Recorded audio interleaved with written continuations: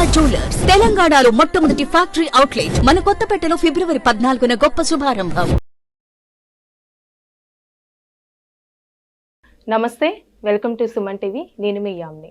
ప్రస్తుతం మనతో ఉన్నారు జ్యోతిష్య వాస్తు పురాణ ఆగమ శాస్త్ర పండితులు కొత్తపల్లి సురేష్ శర్మ గారు ఉన్నారు. వారితో మాట్లాడదాం. నమస్కారం గురుగారు. ఆయుష్మతి తల్లి.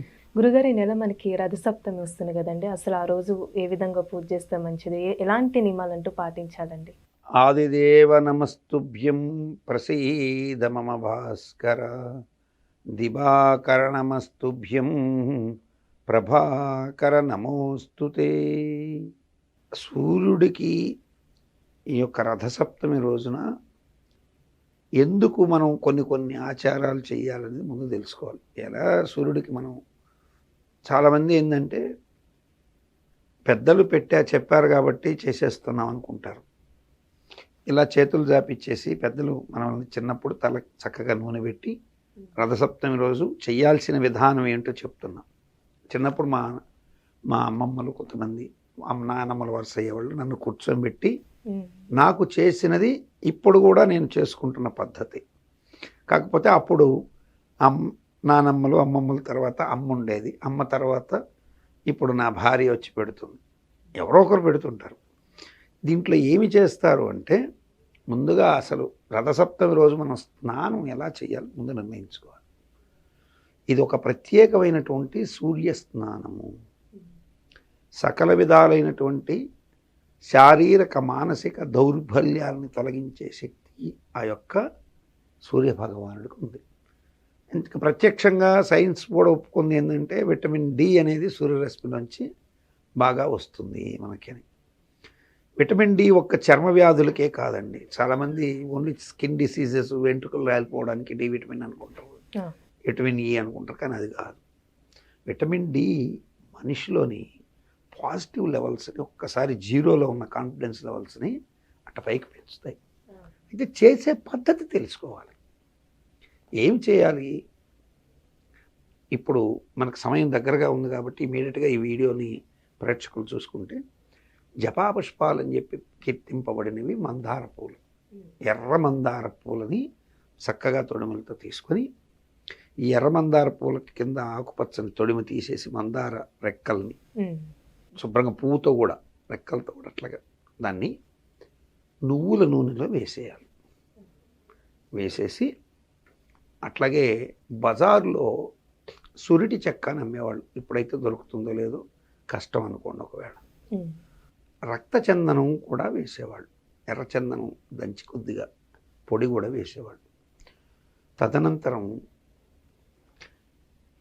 దాంట్లో ఆ నూనెలో అన్ని మెంతులు, చక్కగా మందార ఆకులు కూడా అన్ని వేసి ఇప్పుడు పొయ్యి మీద పెట్టి చక్కగా మరిగించేవారు. ఎప్పుడు రథసప్తమికి ఓ వారం ముందే ఈ ప్రాసెస్ అయిపోయి ఉండేది. సో రథసప్తమి దాకా కూడా వెయిట్ చేసేవాళ్ళు కదా. రథసప్తమి ముందు ఇది అయిపోయి ఉండేది. చేసి దాంట్లో ఖర్జూరములు, భావంచాలు, వట్టివేరు ఇటువంటివి మనం ఎప్పుడైతే తలకి పెట్టుకున్నామో అవి కూడా కొంత వేసి సుగంధభరితంగా తయారు చేసిన ఆ నూనెని తీసుకొని ఎవరైతే ఇంట్లో మగవాళ్ళు కావచ్చు, ఆడవాళ్ళు కావచ్చు, అందరికీ కూడా తలలు శుభ్రంగా సూర్యోదయ వేళ నదీ తీరానికి వెళ్ళేవాళ్ళు. అందరూ ఒకరికొకరు శుభ్రంగా తలలకి ఈ నూనెని బాగా మాడుకి అంటుకొని ఆ తదుపరి వేడి నీరుని, నదీ స్నానం అయితే నదీ స్నానం, నదిలో కూర్చొని ఆకులు ఇలా చేతులు ఇలా పెట్టుకుంటే వీటి మీద జిల్లేడు ఆకులు పెట్టి స్నానం చేయించేవాళ్ళు. ఈ జిల్లేడు ఆకుల మీద ఒక తెల్లటి లేయర్ వస్తుంది, పొడి. ఇలా అంటే పొడి తెల్లగా పాలు కారి వస్తుంది. ఈ నీళ్లు పోసినప్పుడు ఆ పొడి, ఈ నెత్తి మీద ఉన్న తైలము ఇవన్నీ కలిపి చర్మ సంబంధమైనటువంటి డిసీజెస్ తొలగించడమే కాక ఆ నీళ్లు, వేడి నీళ్లు కొద్దిగా కలిపి కనుక ఆ నదీ తీరంలోనే ఒక చిన్నపాటి కట్టెలు పెట్టి వేడి నీళ్ళు కూడా కాచేవాళ్ళు. సో మా ఊర్లో కాలువ ఉంటుంటే అక్కడ కూడా పెట్టి పోసేవాళ్ళు. మోస్ట్ ఆఫ్ ది పార్ట్ ఇంట్లోనే పోసేవాళ్ళు. ఇంట్లో పెద్ద మన్ను, బయటంతా ఓపెన్ ప్లేస్ ఉండేది. నాకు బాగా గుర్తు, మా నాన్నగారికి పెనతల్లి సీతమ్మ గారని, ఆవిడ దక్షిణ తమిళనాడు ప్రాంతం ఆమె. మా అమ్మమ్మలు అంతా కూడా దక్షిణ తమిళనాడులోని కేరళ బార్డర్ దగ్గరగా పొల్లాచి. అందుకని నాకు కేరళ తమిళనాడు ఈ సాంప్రదాయాలన్నీ బాగా తెలుస్తుంటాయి, అన్నీ వెళ్ళి చూస్తుంటాను కాబట్టి. సో అక్కడి నుంచి వాళ్ళు వచ్చినందువల్ల కొన్ని ఆచారాలు కూడా, వీళ్ళ కట్టెల మీద కాచినటువంటి వేడి వేడి నీళ్ళని మనం ఇలా చేతులు దాపి సూర్యోదయం వేళ మన శిరస్సులకు పోసి ఆడవాళ్ళు కూడా చక్కగా అలాగే స్నానాలు చేసేవాళ్ళు. దీని వలన 0 కాన్ఫిడెన్స్ లెవెల్స్ అనేది కాస్త 100 కాన్ఫిడెన్స్ లెవెల్స్కి పెరుగుతాయి. అది అప్పటికప్పుడు కనిపించకపోవచ్చు, క్రమేపీ వాళ్ళలో ఒక పాజిటివ్ ఎనర్జీ పెరగడానికి తోడవుతుంది. ఈ సమయంలో స్నానం అంతా అయిన తర్వాత అక్కడే రథం ముగ్గు కూడా వేసేవాళ్ళు. ఈ రథం ముగ్గు వేసి చిక్కుడు ఆకుల్లో, ఈ చిక్కుడు ఆకులకు కూడా ఒక అద్భుతమైనటువంటి ఒక శక్తి ఉంది, దాని గురించి చాలా గొప్పగా చెప్పింది ఆశ. ఆ చిక్కుడు ఆకులు శుభ్రంగా కడిగి తుడిచి దాంట్లో గోధుమలు దంచి, కొద్దిగా వేయించినటువంటి గోధుమల్ని, అక్షరాల గోధుమల్ని కొద్దిగా దంచి వేయించి దాన్ని బెల్లము చేర్చి పాలతో ఉడికించి పాయసం చేసి నెయ్యి వేసి చక్కగా ఏడుపప్పు, కుంకుమ పువ్వు అన్నీ వేసి, అసలు ఆ ప్రసాదం అద్భుతంగా ఉంటుంది.